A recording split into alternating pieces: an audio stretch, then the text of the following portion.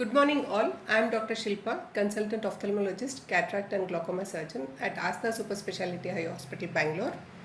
Today I am here to discuss on the common eye problems that we all face and simple solutions for those commonest eye problems. So the common eye problems, I would like to divide it as per age. So what we see is less than 10 years, what are the common problems that we encounter.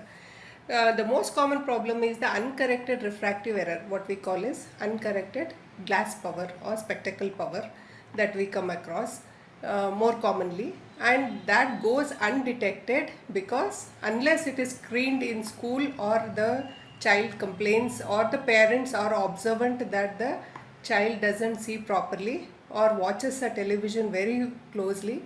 So these are some of the points wherein it gets detected. So when the child comes to an ophthalmologist, then we know what is the exact power or what is the vision the child has. Because the child doesn't know what is the normal vision. So thereby it places heavy responsibility on the parents as well as the teachers in school to detect kids with a lesser vision and thereby refer them to an ophthalmologist for the correction. This has a huge impact on the entire life of the child. Why? To answer this, because the uncorrected powers can result in permanent blurring of vision in elderly age group. So it is very important to correct as soon as the power gets detected in the age group and the child is cooperative and coherent to use the glasses. What we call it as amblyopia. We see a lot of patients or a lot of kids going in for amblyopia because of the ignorance on the parent side that my child has to wear glasses at this age is a big concern nowadays, and so they don't want them to wear glasses and see clearly. But and the other myth is they think that once the kid starts wearing glasses, it's for lifetime. It's not that way.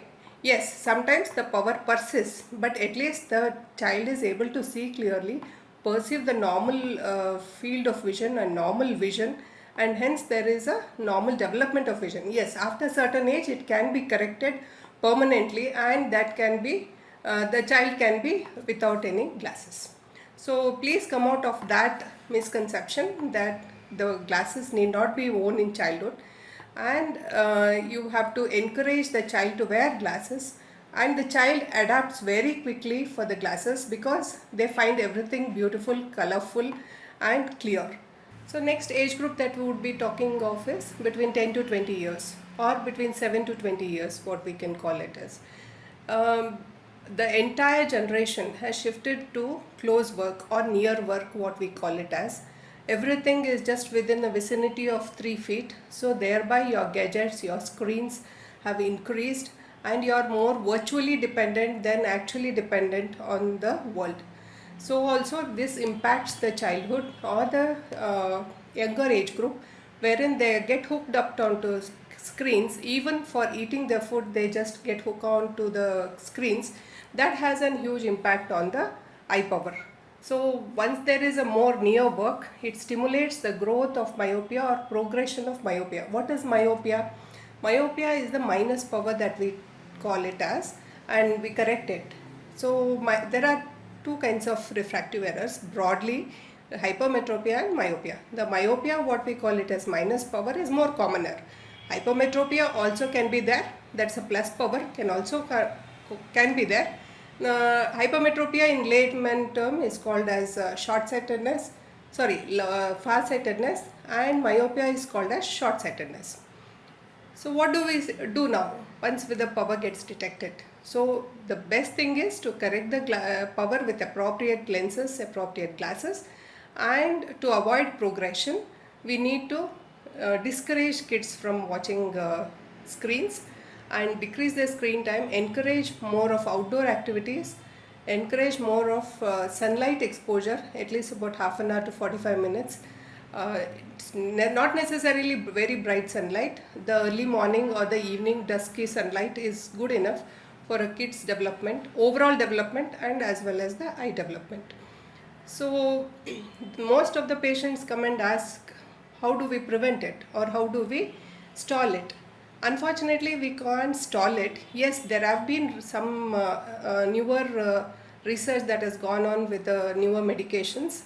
Yes, it can arrest the not arrest. It can slow down the progression of myopia, but along with the concurrent lifestyle changes, what we call it as, has to be adopted.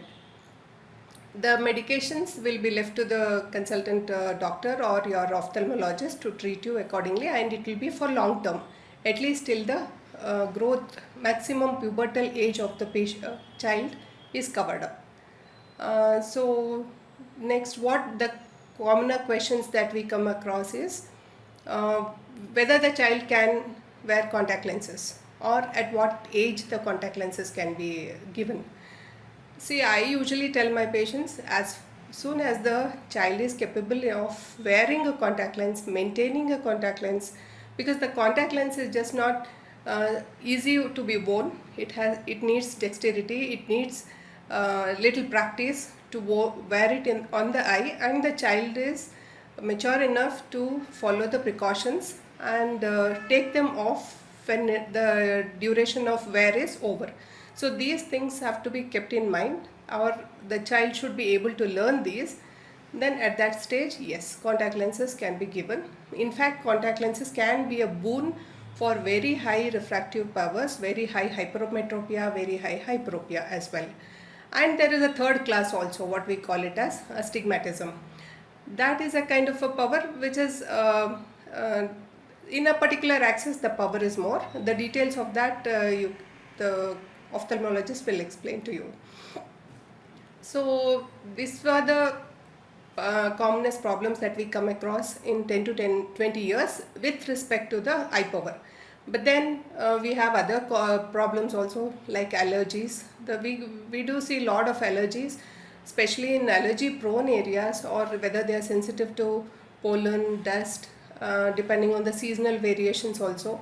So the best thing is to wear glasses which acts as a protection against allergy also, and corrects the power as well. Wearing the contact lens can itself induce allergy, so contact lenses can be avoided, or can be used only on cosmetic basis if the patient or the child has allergy or is prone for allergy.